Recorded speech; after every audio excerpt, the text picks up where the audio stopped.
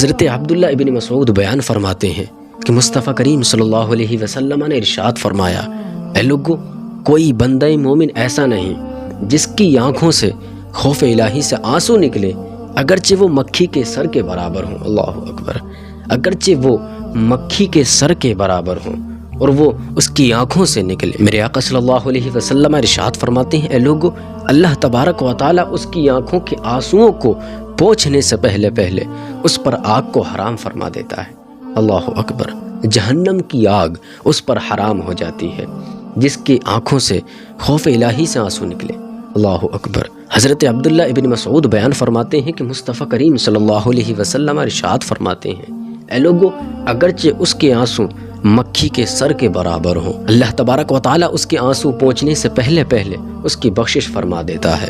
سبحان اللہ۔ اے لوگو، آج ہم لوگوں کو چاہیے کہ اللہ تبارک و تعالیٰ کی بارگاہ میں آئیں اور اپنی آنکھوں کو اشک بار کرتے ہوئے اس کی عبادت کریں اور دعا کریں، میرے رب میری بخشش فرما۔ یقیناً میرے آقا کی حدیث ہے، بیان فرماتے ہیں کہ اللہ تبارک و تعالیٰ اس کے آنسوؤں کو پہنچنے سے پہلے اس کی بخشش فرما دیتا ہے۔ جہنم کی آگ اس پر حرام ہو جاتی ہے۔ آج کل ہماری ماں بہنوں کا کیا کہنا ہے؟ ہماری ماں بہنیں نہ جانے کتنی ناشکری کرتی ہیں اس ذات کی جس نے پیدا کیا ہے۔ اللہ اکبر۔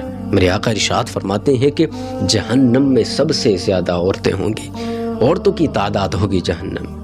وہ کس وجہ سے؟ اس وجہ سے کہ عورتیں سب سے زیادہ ناشکری کرنے والی ہیں۔ مشکاۃ شریف کی حدیث حضرت ابو ہریرہ بیان فرماتے ہیں کہ میرے آقا صلی اللہ علیہ وسلم نے ارشاد فرمایا، اے لوگو، قیامت اس وقت قائم نہیں ہوگی جب تک کہ کوئی گزرنے والا ایک قبر پر گزرے گا۔ اللہ اکبر۔ ایک قبر کے پاس جائے گا اور اس قبر کو دیکھ کر کہے گا، کاش میں اس قبر میں ہوتا۔ اللہ اکبر، کاش میں اس قبر میں ہوتا۔ میرے آقا ارشاد فرماتے ہیں، اے لوگو، یہ صرف اس وجہ سے ہوگا کیونکہ دنیا میں فتنے عام ہو جائیں گے۔ اللہ اکبر۔ انسان اتنا پریشان ہوگا فتنوں کی وجہ سے، اتنے فتنے کھڑے ہو جائیں گے کہ ان فتنوں کو دیکھ کر، پریشانیوں کو دیکھ کر وہ انسان کہے گا، کاش میں اس قبر میں ہوتا۔ اللہ اکبر۔ اے لوگو، قیامت کی بڑی بڑی نشانیاں ظاہر ہو چکی ہیں۔ اگر آج ہم کسی پریشانی میں مبتلا بھی ہیں، اگر ہم کسی پریشانی میں ہیں، مصیبت میں گھرے ہوئے ہیں، تو اس رب قدیر کا شکریہ ادا کرو جس نے کبھی تمہیں سکون دیا تھا۔ اللہ اکبر۔ جب کہ تم کبھی سکون میں تھے اور اس رب تبارک و تعالیٰ کا شکر ادا کرتے تھے، اے رب تو نے ہمیں اتنی اچھی زندگی دی ہے۔ جب ہمیں اچھی زندگی ہمارے لیے ہے تو ہم لوگوں کو چاہیے کہ جب ہم پر مصیبت آتی ہے تو تب بھی اچھائی میں گزاریں۔ ہم لوگوں کو چاہیے کہ اس رب قدیر کا شکر ادا کریں، اے میرے رب تو ہی رحمت کرنے والا ہے، تو ہی اپنے بندوں کو پریشانیاں دینے والا ہے۔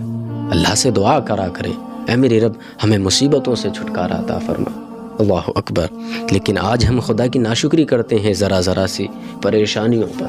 اگر ہم لوگ ذرا سی پریشانی میں مبتلا ہو جائیں تو اللہ تبارک و تعالیٰ کی ناشکری کرتے ہیں، اس ذات کی ناشکری کرتے ہیں جس نے ہمیں پیدا کیا۔ اللہ اکبر۔ اے لوگو، اللہ تبارک و تعالیٰ ہم لوگوں سے حساب لے گا، زندگی کا حساب لے گا۔ اور اگر آج ہم لوگ یہ سوچ لیں کہ ہماری زندگی کا حساب ہونا ہے، ہم نے حساب دینا ہے اس اللہ تبارک و تعالیٰ کے سامنے جس نے ہمیں پیدا کیا، تو یقیناً میں دعوے کے ساتھ کہتا ہوں ہم لوگ کبھی خدا کی ناشکری نہیں کر سکتے۔ اللہ اکبر۔ ذرا سی بات پہ ہم لوگ اللہ کی ناشکری، ہائے معاذ اللہ کہتے ہیں، ہائے اے میرے رب تو نے ہمیں کس مشکل میں ڈال دیا۔ اللہ اکبر۔ آج کل ہماری ماں بہنوں کا کیا کہنا ہے؟ ہماری ماں بہنیں نہ جانے کتنی ناشکری کرتی ہیں اس ذات کی جس نے پیدا کیا ہے۔ اللہ اکبر۔ میرے آقا ارشاد فرماتے ہیں کہ جہنم میں سب سے زیادہ عورتیں ہوں گی، عورتوں کی تعداد ہوگی جہنم۔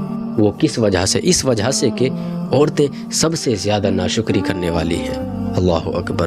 اے لوگو، ہم لوگوں کو چاہیے کہ اپنے گھر کی حفاظت کریں، اہل و عیال کی حفاظت کریں، اپنی ماں بہنوں کو بتائیں، اے میری ماں بہنوں، خدا را اللہ کی ناشکری نہ کرو۔